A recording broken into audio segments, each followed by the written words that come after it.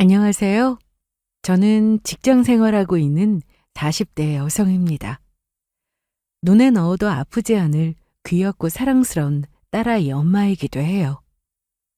자식 낳아 키우고 계신 분들이라면 다들 그러시겠지만 제게도 제 목숨보다도 더 소중하고 귀한 아이입니다.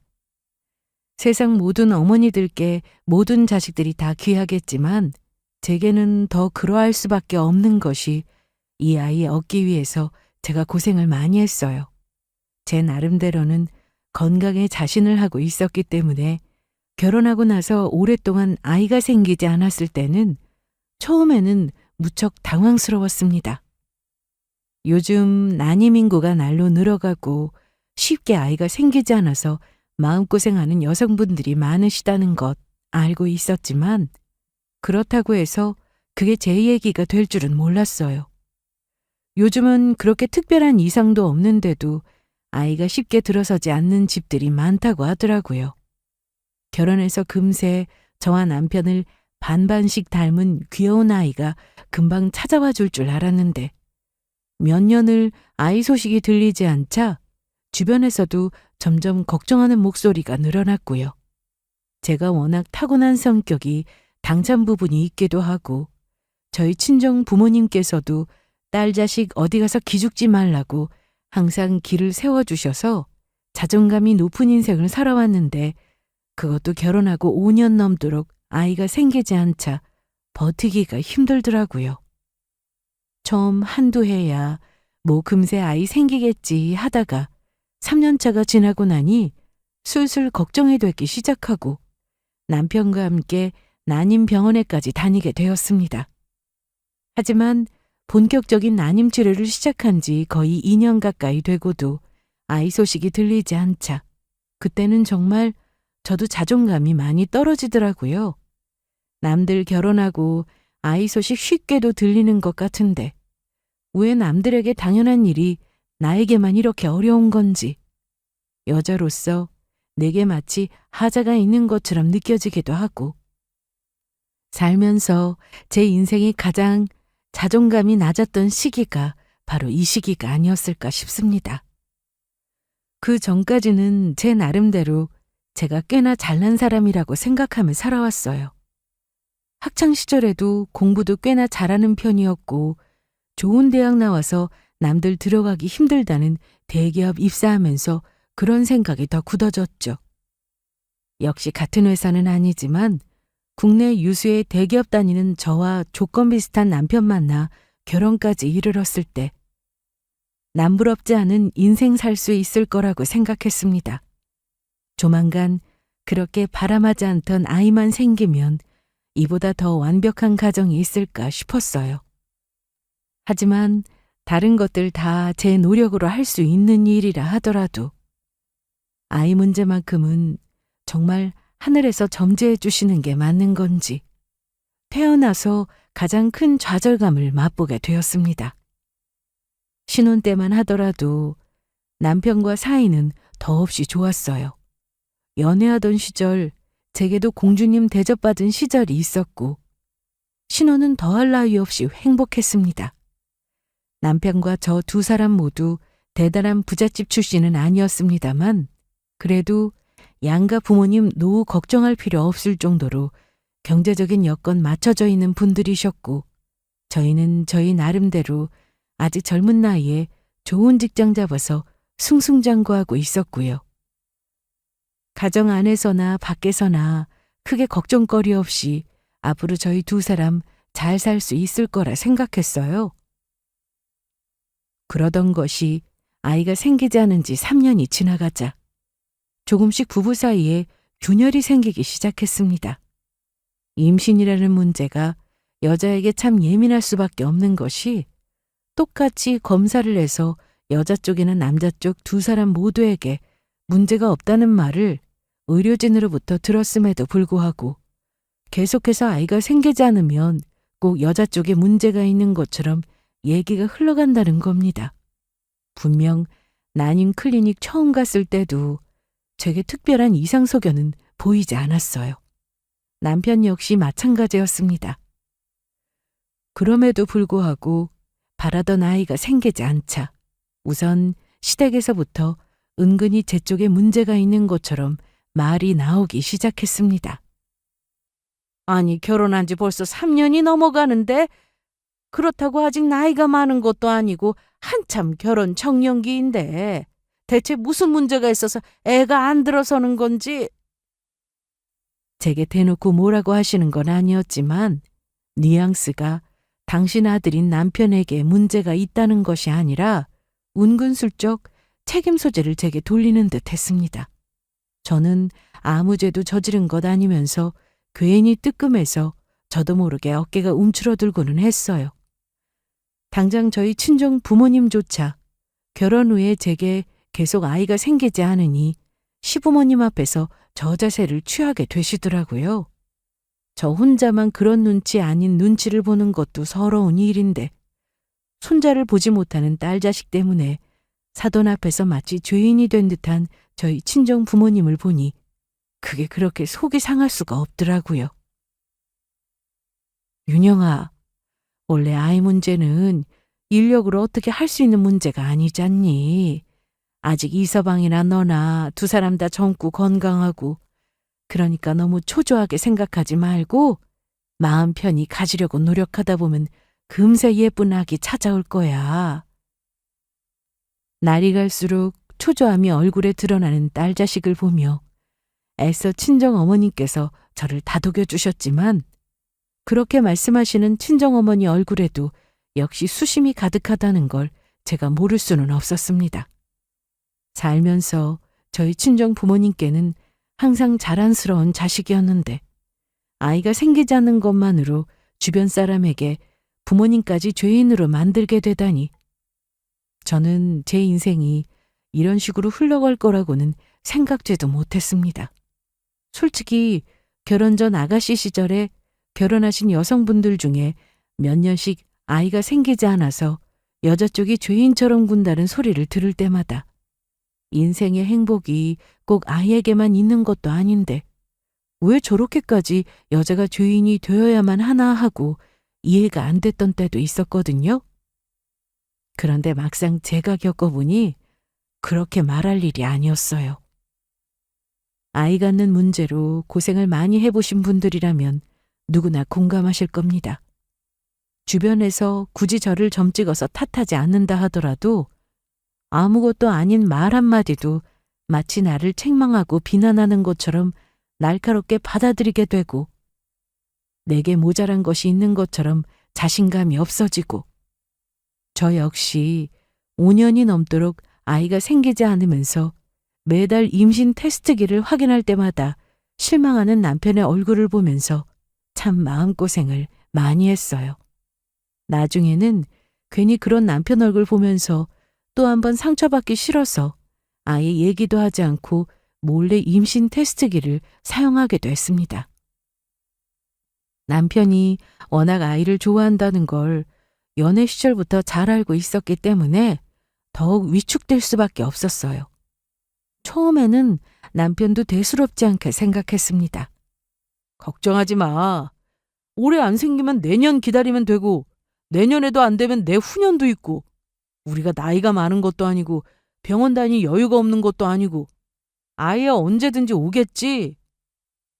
결혼하고 2년 차까지는 남편도 이렇게 여유로운 소리를 하더니 3년 지나가면서부터는 이런 소리도 꺼내지 않고 아이 이야기 나올 때마다 표정이 어두워지더라고요. 남편과는 항상 사이가 좋을 줄로만 알았는데 집안에 어린아이가 없어서 그런지 연차가 쌓여갈수록 단둘이 있는데 남편은 점점 말수도 적어지고 서먹해지는 것이 우리 사이에 아이만 있었더라도 집안 분위기가 이렇게 삭막하지는 않았을 텐데 하는 생각이 들어 더욱 남편 볼 면목이 없어졌습니다.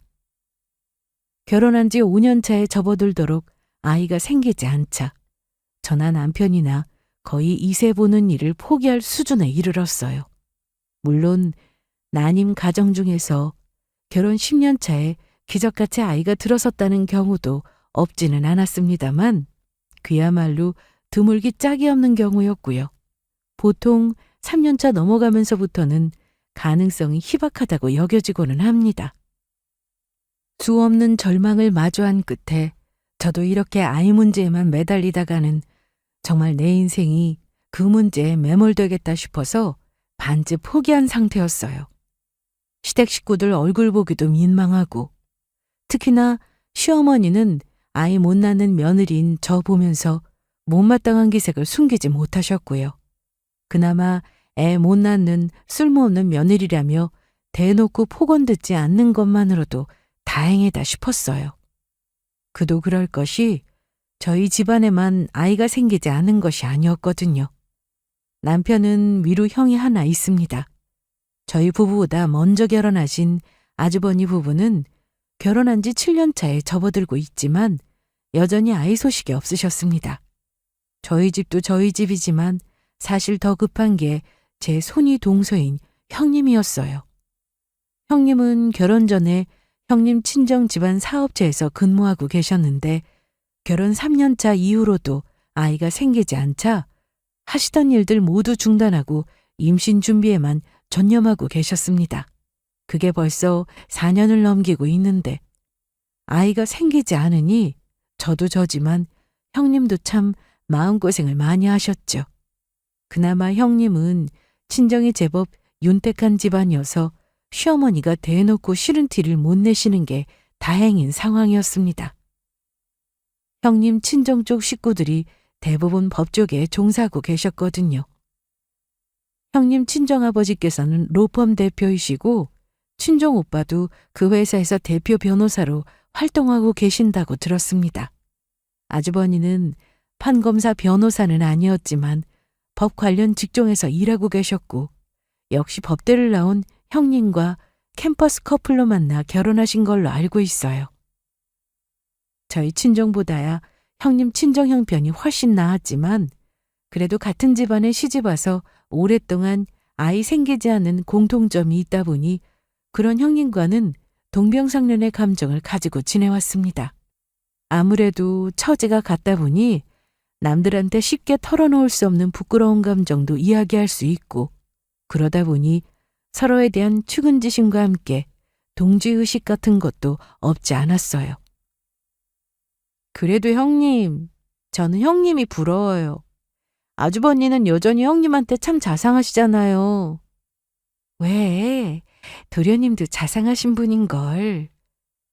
저를 위로하겠다고 형님이 그렇게 말씀하셨지만 최근 저희 부부 사이가 서먹하다는 건 저희 친정에서나 시댁에서나 다들 알고 계셨습니다.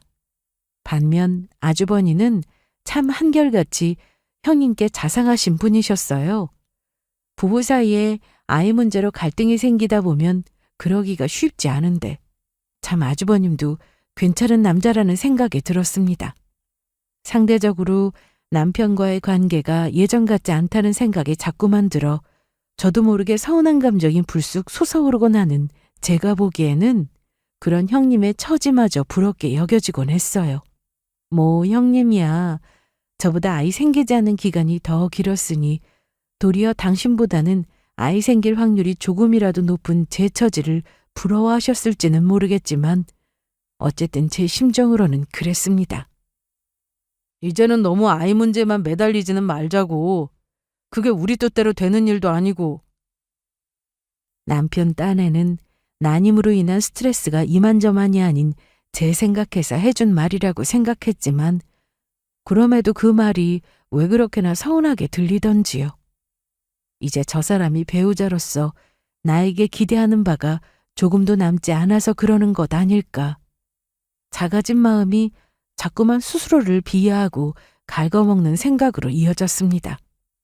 제발 제게도 단 한 번만 기회를 달라고 제게 귀한 생명 내려주시면 제 목숨 걸어서라도 사랑하며 소중히 여기고 바른 사람으로 키워내겠다고 빌고 또 빌었어요. 그런 제 수도 없는 기도가 드디어 빛을 발한 것일까요? 반포기 상태나 다름없었던 제게도 드디어 아이 소식이 찾아왔습니다. 어머, 이게 뭐야? 임신 테스트기에 선명하게 뜬 두 줄을 확인하고 나서도 제 눈을 믿을 수가 없었어요. 평생 제 스스로 볼 수 없는 두 줄일 거라고 여겼는데 자포자기의 심정으로 평소보다 며칠이나 지나 확인해 보았던 임신 테스트기에서 드디어 임신 표시가 뜬 겁니다. 혹시나 부정탈까 싶어 쉽게 남들에게 말하지도 못하고 홀로 산부인과를 찾아서 초음파 사진까지 찍은 후에야 드디어 제가 임신했다는 사실을 스스로 받아들일 수가 있었습니다. 아직 주수가 얼마 되지 않아 팔다리 형태는커녕 그저 작은 진주알처럼만 보이는 형상이었어요. 그게 저희 아이와의 첫 만남이었습니다. 산부인과 화장실에서 그 사진 끌어안고 숨죽여서 얼마나 울었는지 모릅니다. 내게 아이가 찾아오다니, 드디어 내가 임신을 하다니.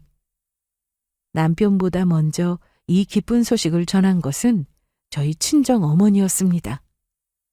세상에, 세상에 윤영아, 아우, 고생했다. 고생했어 내 새끼. 저만큼이나 아니 저 이상으로 그 긴 시간 동안 마음을 졸이셨던 것이 저희 친정 어머니셨을 테니까요. 소식을 전하자마자 그 자리에 주저앉아 눈물을 펑펑 쏟아내기 시작하신 어머니셨습니다. 저희 엄마 우는 소리에 놀라 몰려온 다른 가족들도 제 기쁜 소식을 듣고 하나같이 저를 얼싸안고 축하와 축복을 쏟아내셨어요. 저만큼이나 함께 마음고생을 하셨던 친정 부모님의 축하를 받자 그제야 내가 정말 엄마가 되었다는 것이 조금씩 실감이 나기 시작했습니다. 남편에게 소식 전하기 전에 정말 많이 긴장했어요. 비록 최근 부부 사이가 다소 소원해지기는 했지만 누구보다도 아이 소식을 기다렸던 것이 바로 저희 남편이었습니다. 그 사람이 드디어 자기가 아빠가 되었다는 걸 알면 얼마나 기뻐할까 기대하며 아이 사지를 내밀었습니다. 생각보다 남편의 반응은 그리 극적이지는 않았어요. 이게 뭐야? 이게 정말, 이게 아이라고? 정말로 임신이 맞다고? 저처럼 남편 역시 포기 상태나 다름없었을 테니 남편으로서도 생각지도 못했던 상황이었습니다. 제가 임신이 맞다고 병원에 가서 이미 확인을 했다고 수차례 얘기를 하는데도 믿어지지가 않는지 계속해서 묻고 또 묻는 남편이었어요.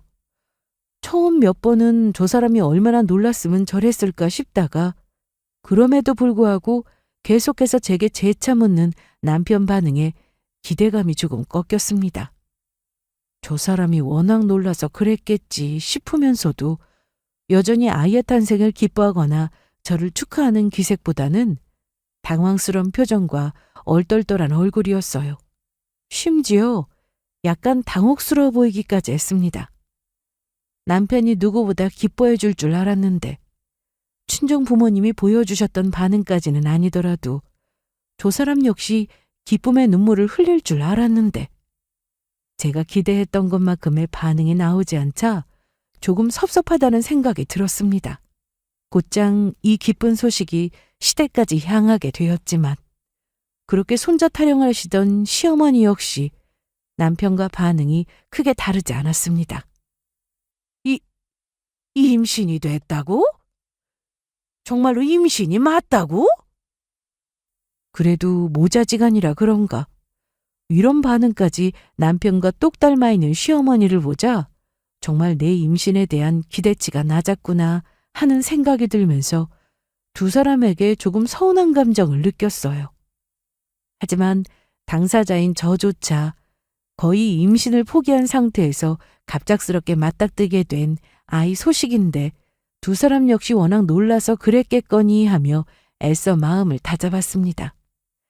제 기분 섭섭하다고 해서 우울한 상태로 있어봤자 아이에게 좋을 것 하나도 없다고 생각하니 그럴 시간에 태교에 더 힘쓰자고 마음먹었죠. 어떻게 찾아온 아이인데 아이에게 조금이라도 나쁠 가능성이 있는 일은 그 무엇보다도 할 생각이 없었습니다. 저희 친정에서야 저 임신 소식 들으시자마자 아이 물건이며 산모와 태아, 몸에 좋다는 음식이며 제가 다 먹지도 쓰지도 못할 정도로 집에 쌓일 정도로 갖다 나르기 시작하셨어요. 그래, 엄마인 나나 외할머니, 외할아버지가 이렇게 아이의 탄생을 기뻐하고 반겨주시는데 이제 몇 달 후면 만나게 될 아이 떠올리면 남편과 시어머니에게 느꼈던 서운한 감정쯤이야 별것도 아니라고 느껴졌었습니다. 처음에는 형님이 걱정이었어요. 그동안이야 저희 둘이 비슷한 상황이었다 하더라도 임신 준비 기간도 더 짧았던 제가 임신했다는 소식 들으시면 그것만으로도 형님께는 절망적인 소식이 되지 않을까 싶어 일부러 남편이나 시부모님께는 제가 먼저 말씀드리기 전에 이야기하지 말아달라고 당부까지 해둔 상황이었습니다. 형님한테 대체 어떻게 말씀드려야 하나 그거 생각하면 저도 근심이 커지더라고요. 그러던 차에 얼마 지나지 않아 형님께 먼저 연락이 왔습니다. 동서, 내가 이 이야기를 어떻게 전해야 하나 고민이 많았는데 그래도 그간 서로 고민 나눠준 동서한테 내 입으로 직접 이야기하는 게 맞는 것 같아서 나 이번 시험관 시술 성공했어. 정말요? 정말로 형님? 세상에나. 대체 어떻게 형님께 말씀을 드려야 하나 걱정이 이만저만이 아니었는데 제가 임신 확인한 지 일주일도 채 되지 않아 형님께도 드디어 기쁜 소식이 찾아온 겁니다. 세상에, 어떻게 이렇게 거의 동시에 이렇게나 좋은 일이 생길 수가. 그러게나 말이에요, 형님. 정말 다행이에요. 아이들이 형님이랑 저 서로 축하해주면서 잘 지내라고 벌써부터 엄마들 생각해주나 봐요. 잘 됐어. 정말 잘 됐어, 동서. 이 집안에 이렇게 큰 경사가 또 있다니. 한번 일이 풀리려고 하니 이제야 집안에 좋은 소식이 생기는구나 기쁜 마음이었습니다. 제 고생 못지않게 고생이 크셨던 형님이었으니 비슷한 시기에 두 아이들 모두 건강하게 태어나 돈독한 사촌지간이 되어주면 더할 나위 없다는 생각이 들었어요. 얘 둘째야. 이게 애한테 그렇게 좋은 거라고 하더라. 너 결혼 5년 다 지나도록 임신이 안 돼서 얼마나 고생이 많았니? 이게 어떻게 하는 임신인데. 애라도 떨어지면 큰일 아니겠어? 오늘부터 하루도 빼먹지 말고 부지런히 먹어. 떨어지면 또 채워줄 테니까. 처음 임신 소식 전할 때 생각보다 반응이 미지근했던 시어머니께서 아이에게 좋다는 보약까지 손수 쥐어 찾아오셨습니다. 아무렴 당신이 그리 바람하지 않던 손자인데 역시 어머니께서 신경을 써주시지 않을 리가 없지 하는 생각이 들어 감사히 받았어요. 물론 그 사이에 저희 친정에서 워낙 유난을 떨어 몸에 좋다는 보약이야 이미 집안에 넘실거릴 정도로 있었습니다. 이미 복용하고 있는 약도 따로 있고요. 그래서 시어머니가 주신 약은 변질되지 않도록 잘 밀봉해서 냉장고에 보관했어요. 친정엄마가 주신 약 떨어지면 그 다음부터는 저 약 복용할 생각으로 말이죠. 그리고 며칠 되지 않아 형님이 저희 집에 놀러 오셨습니다. 우리 애 신발이나 하나 살까 들렀다가 예쁜 게 너무 많길래 우리 조카 것도 하나 샀지? 아무래도 비슷한 시기에 힘들게 임신에 성공했다 보니 아이 물품 하나 장만할 때도 저도 형님 생각이 많이 나더라고요. 형님도 그렇게 저를 챙겨주셨습니다. 아직 두 사람 다 입덧은 하고 있지 않아서 냉장고에 사둔 간식들 꺼내 먹으려고 열었다가 형님이 시어머니가 제게 지어주신 보약을 딱 발견하셨어요. 동서, 이건 뭐야? 아, 이거 보약인데 그제 어머니께서 가져다 주셨어요. 형님도 받으셨어요? 아니, 나는 못 받았는데? 순간 아차 싶었습니다. 평소에 저보다야 친정 빵빵한 형님에게 더 조심하기도 하셨고 결혼 5년 차인 저보다 7년 차에 아이 생긴 형님께 당연히 시어머니께서 더 신경을 쓰실 줄 알았거든요. 약을 지어줘도 당연히 그 집에 먼저 지어줬을 거라고 생각했습니다. 그런데 저만 챙겨주신 거였다니. 평소 저희 시어머니 성정을 생각했을 때 제가 상상이나 했겠습니까? 그거 알았으면 제가 그렇게 눈치 없이 굴지는 않았죠. 몸에 좋은 건 같이 먹어야지, 동서. 농담처럼 말씀하시지만 형님 얼굴에 떠오른 서운한 기색을 몰라볼 수가 없었습니다. 당황한 제가 허둥지둥 닫아놓은 보약상자를 열어 형님께 안겨드렸어요. 아니, 내가 달라는 소리는 아니고. 아니에요, 형님. 안 그래도 저 지금 친정엄마가 주신 약 먹느라 이거 손도 못 대고 있었거든요. 다른 사람도 아니고 형님 드린 거면 어머님이 도리어 잘했다고 칭찬해 주실걸요? 며칠이라도 더 신선할 때 먹는 게 제일이죠, 형님. 서운하지 마시라고 한 소리이기도 했지만 그리 틀린 소리도 아니었기에 그렇게 형님께 시어머니 보약 바리바리 들려드렸습니다. 그리고는 저도 그 보약에 대한 건 까맣게 잊어버리고 말았습니다.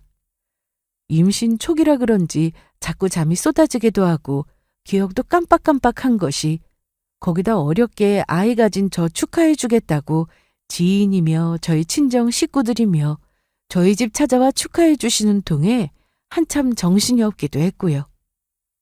형님과 가끔 전화는 주고받았지만 형님 역시 저보다 더하면 더했지 상황이 다르지 않으니 친정 식구들에 둘러싸여 부둥부둥 돌봄 받느라 서로 한동안 얼굴을 보지 못했습니다. 하지만 그럼에도 그 어느 때보다 한껏 밝은 형님 목소리를 들으니 참 잘 되었다 싶으면서도 남들 보기에 지금 내 모습도 그렇겠거니 생각하니 절로 웃음이 나기도 했어요. 그러니 제가 그로부터 얼마 지나지도 않아 이런 충격적인 소식을 들었을 때 얼마나 깜짝 놀랐겠습니까? 유산이라고요? 그게 무슨 말씀이세요, 아주버님? 재수 씨, 그 사람의 충격이 너무 큰지 까무러쳤다가도 정신 돌아오면 경기를 하는 바람에 지금 입원해 있어요. 소식을 전하는 아주버니 음성 역시 끔찍한 고통이 느껴졌습니다.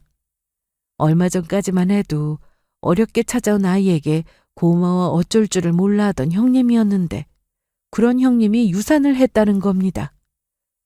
상황이 심상치 않은 것 같았어요.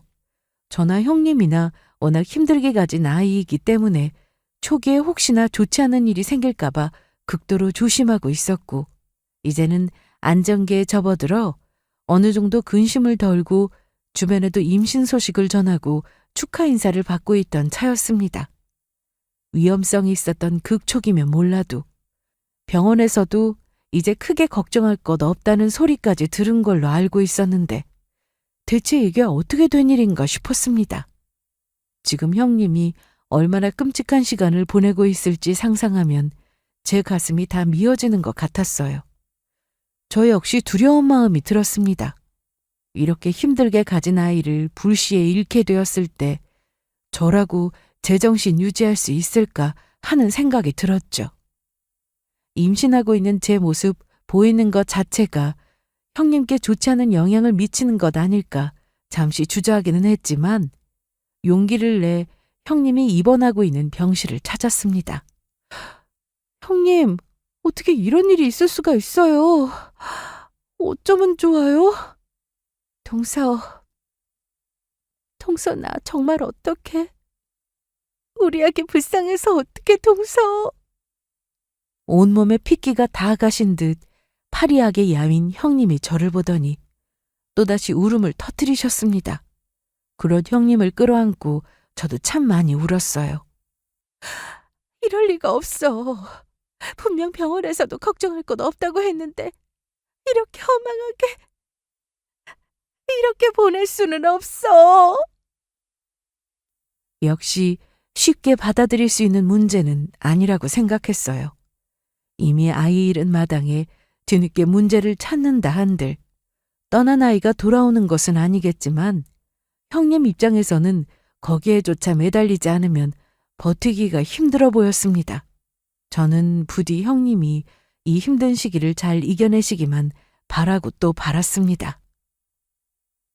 비슷한 상황에서 안 좋은 소식 겪은 형님 소식이 전해져서인지 그날부터는 저희 친정 어머니가 거의 제 옆에 붙박이처럼 붙어 계시다시피 했습니다.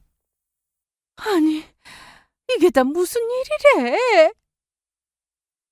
이제 겨우 손잡을 거라 기대했는데 큰아들 내외에게 비극적인 소식이 전해지자 시어머니 역시 당혹스러워 보였어요. 너라도 내가 준 약 열심히 챙겨 먹으면서 잘 청양하고 있어. 약 잘 챙겨 먹고 있지? 그럼요, 어머니. 저도 모르게 그렇게 대답하고는 그제야 시어머니한테 받았던 보약이 다시금 생각이 났습니다. 그리고 그걸 형님께 안겨드렸던 건 역시 생각이 났죠. 순간 저도 모르게 덜컥 그런 생각이 들더라고요. 그 약이 아무래도 내 체질에 맞춰서 지은 걸 텐데 혹시나 형님한테는 안 좋은 영향을 끼친 건 아닐까 싶기도 하고요. 아무래도 별의별 생각이 다 들지 않습니까? 그 사이에 형님은 퇴원을 하시고 형님 문병차 아주버님 댁에 방문을 하게 되었습니다. 아직 기력을 되찾지 못하셨을 거라 생각했는데 막상 찾아가 보니 형님이나 그 옆에서 자리를 지키고 계시는 아주버니나 기세가 심상치가 않았습니다. 동서, 이 약 기억해? 아, 그럼요. 이거 어머님이 주셨던 약이잖아요. 동서, 이 약 무슨 약인지 정말로 몰랐어? 그게 무슨 말씀이세요? 어머님이 아이한테 좋은 약이라고 그렇게 말씀하셨는데? 아이한테 좋은 약? 아이한테 좋은 약이라고? 여보, 진정해. 아이 생기지 않아 늘 괴로워하시면서도 평정심을 잃지 않으셨던 형님이셨는데 눈앞에 저를 잡아 죽일 기세로 고래고래 소리를 지르는 형님이셨어요. 저야 너무 당황스러웠습니다. 형님이 이제 배부른 티가 나기 시작한 저를 보고 혹시나 감정이 격해지신 건 아닐까 싶어 걱정되면서도 겁이 났습니다. 저 역시 쉽게 가진 아이가 아니기 때문에 혹시나 이 아이를 잃게 될까 싶은 두려움이 항상 있었으니까요.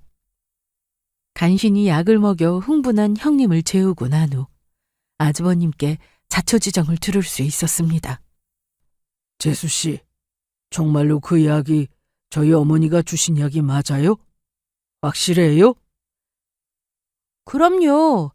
저희 집까지 직접 들고 오셔서 자기 아는 용한 한의원에서 비싼 돈 주고 지은 약이라면서 꼭 챙겨 먹으라고 신신당부하고 가신걸요? 어떻게 어머니가 어떻게? 대체 무슨 일이에요, 아주버니? 이 약이 뭐가 문제가 있는 거예요? 설마 형님 그렇게 되신 거 이 약 때문이에요? 저로서도 피가 마르는 상황이었습니다. 좋은 마음으로 준 것이기는 하나 분명 제 손으로 직접 형님께 건네드린 약이었으니까요. 이윽고 참담한 표정으로 아주버님께서 입을 여셨습니다. 그 약 산모와 태아 좋으라고 먹는 약이 아니에요. 그게 무슨 말씀이세요? 여성 질환 있는 환자들한테만 쓰는 독한 약이라고요. 아이를 지켜주는 약이 아니라 아이 떨어뜨리는 약이라고요. 그게 무슨 말씀이세요? 분명 아주버니 하시는 말씀을 들었는데도 믿을 수가 없는 말이었습니다. 이게 대체 무슨 일입니까? 결혼 5년이 지나 간신히 생긴 아이 잘 지키라고 시어머니가 직접 지어다 받아온 약이 사실은 내 뱃속 아기에게 치명적인 약이라뇨. 그럴 리가요. 아주버니, 대체 그런 약을 어머님이 왜 저한테 아이 떨어지는 약을 지어다 주셨겠어요? 그러니까 대체 어머니가 왜 그러신 건지 도저히 납득이 가지 않아서 재수 씨께 확인을 한 겁니다. 어떻게 이런 일이 있을 수가 있어요? 다른 것도 아니고 내 어머니가 지은 약 때문에 내 아내가 지금 저 지경이 됐다니, 내 새끼가 이렇게 허망하게 갔다니.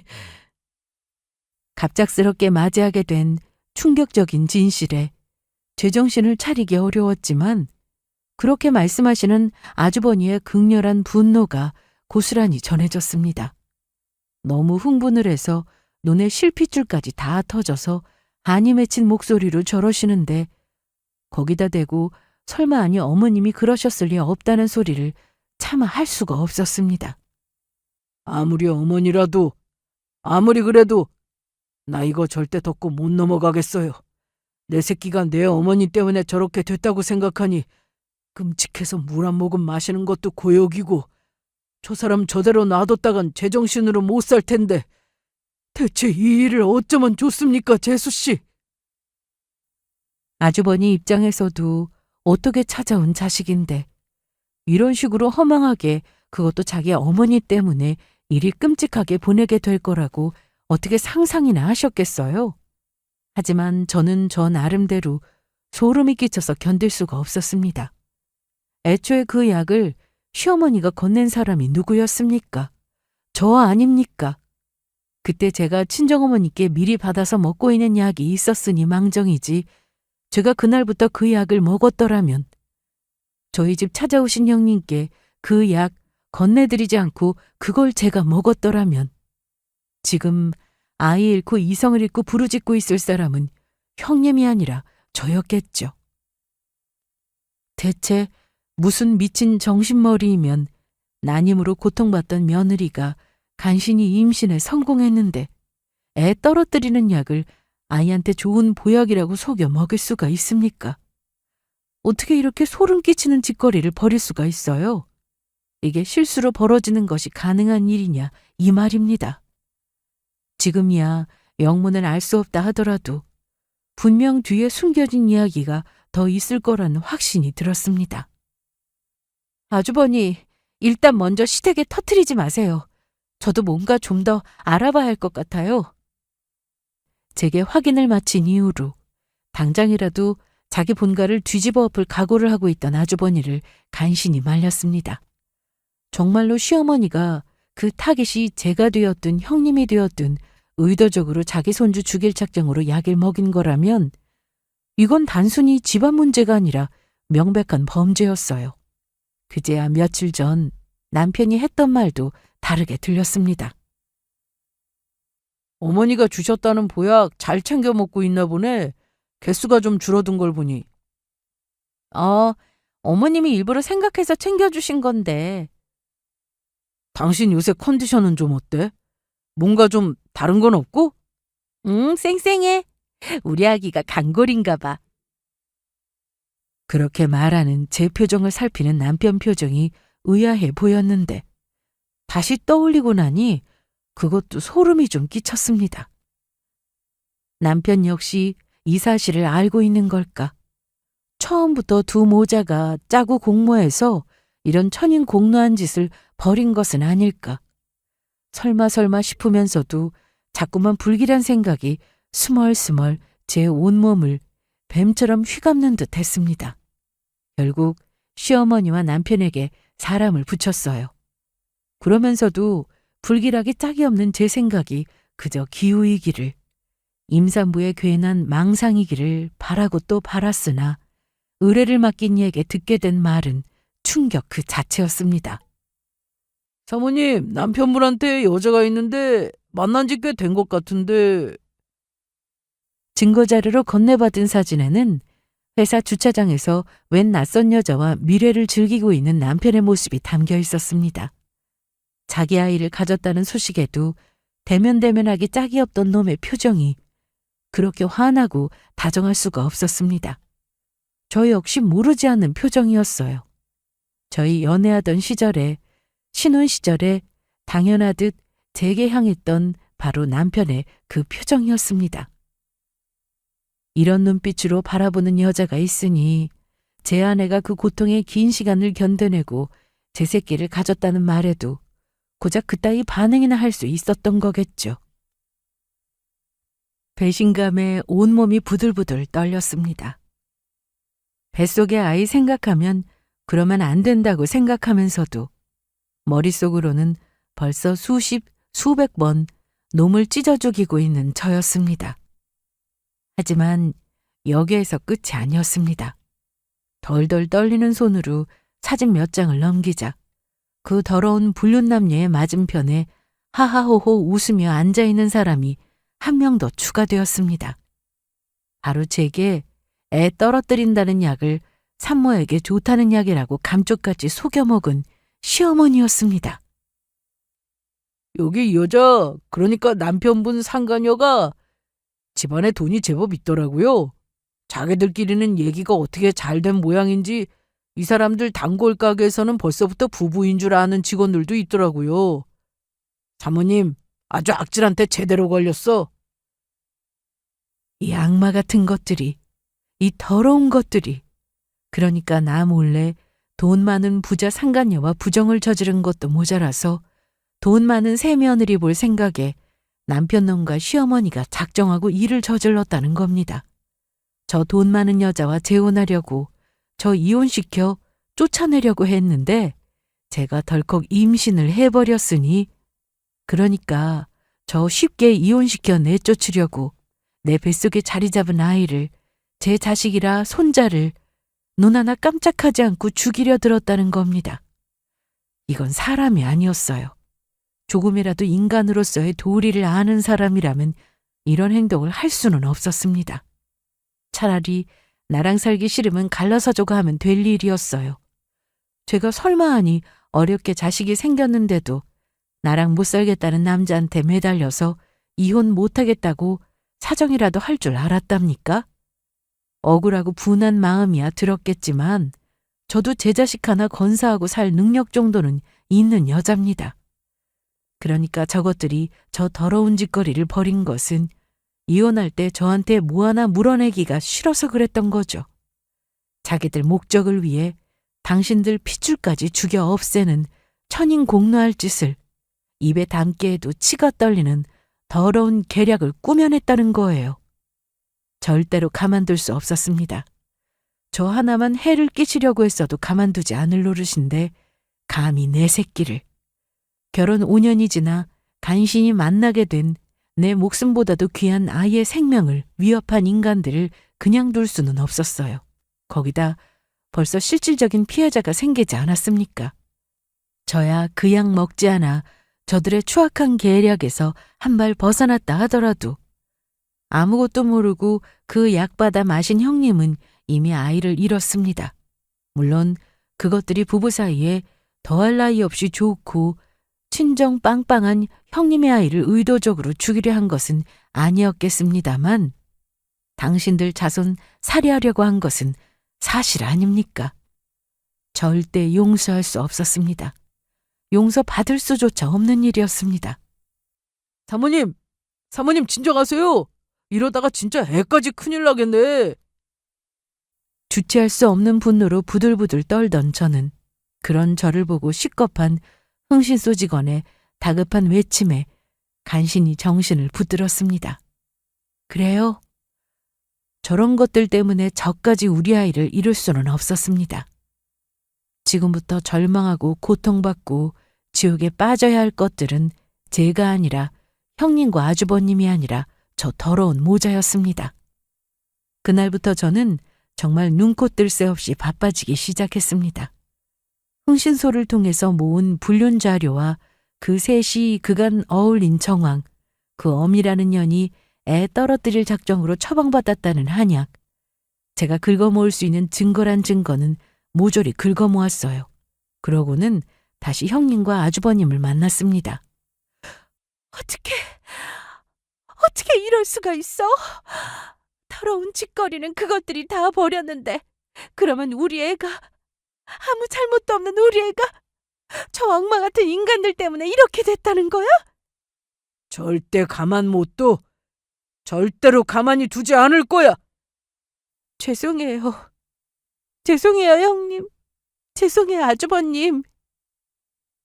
제 동생이라는 놈이 부자 상간녀와 재혼할 욕심에 제 새끼까지 죽이려 한 것을 제 끔찍한 어미와 동생이 추악한 목적으로 지은 약 때문에 소중한 아이를 잃게 되었다는 것을 알게 된 아주버님과 형님이 미친 듯이 약을 쓰기 시작했습니다.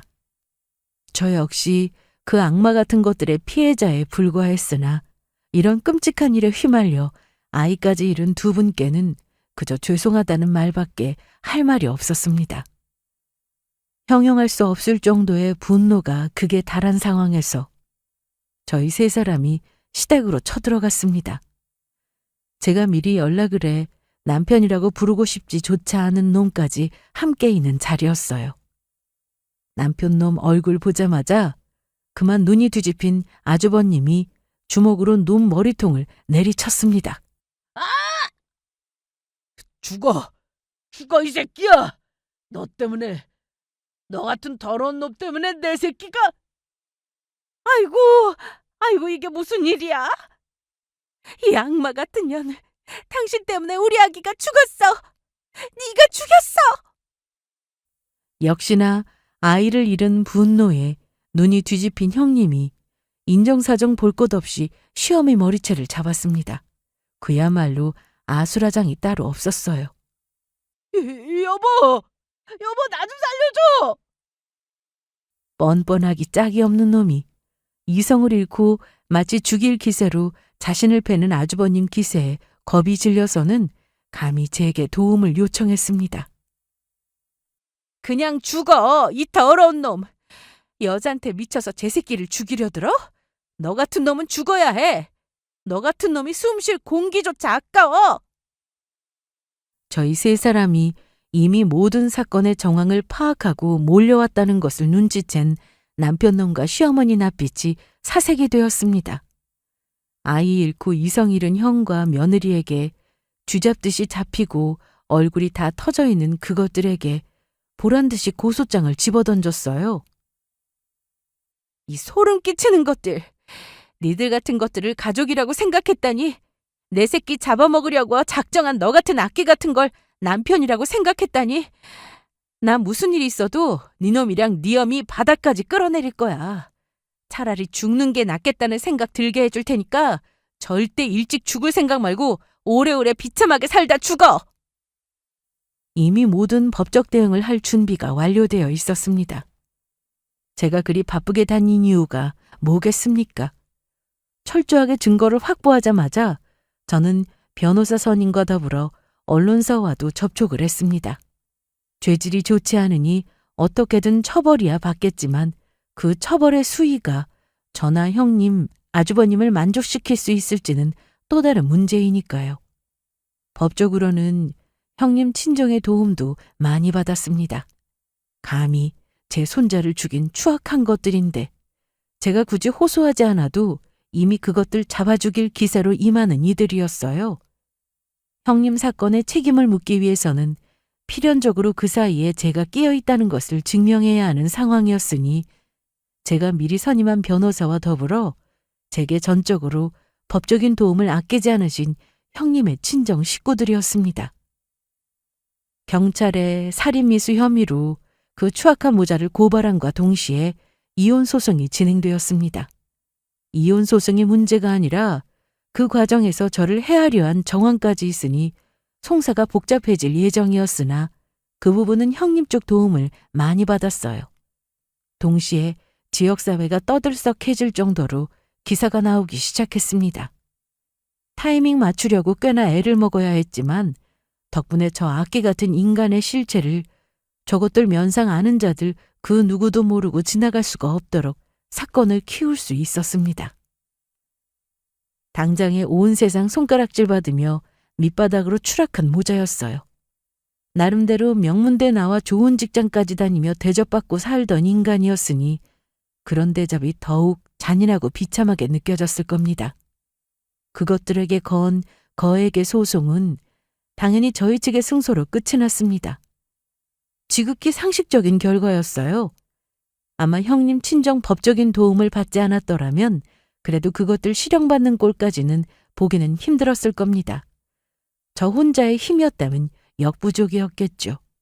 하지만 법조계에서 행사한다는 사돈댁에서 손자를 죽인 살인범들을 당신들 딸의 인생을 저토록 망가뜨린 것들을 가만둘 리가 없겠죠. 모든 수단과 방법을 총동원해서 끌어들일 수 있는 최고 형량을 끌어내는 것을 보면서 그들 역시 결코 저 악마들을 용서치 않으리라는 걸 알 수 있었습니다. 사회적 매장은 물론이거니와 남은 가산 모두 저와 형님, 아주버님이 건 소송으로 싹 빼앗긴 것도 모자라 빚까지 내야 할 판이었습니다.